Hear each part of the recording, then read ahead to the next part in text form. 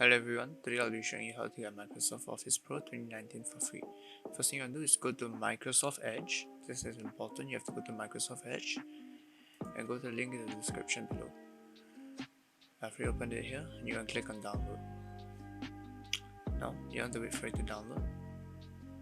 I've already downloaded this, so I'm gonna cancel and close out of this. So I'm gonna open the downloaded file which is here and extract it to my desktop.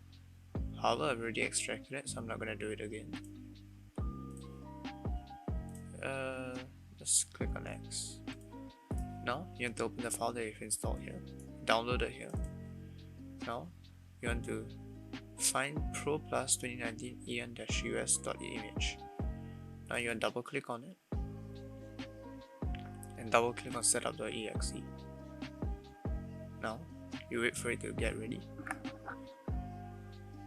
and you'll start installing Office. I'll skip to when it has installed. Alright, now Office has installed and we can click on start and you can see all the apps that has been installed. So I can launch up Word and it has been installed here. Alright, so thanks for watching. If this video helped you, like and subscribe.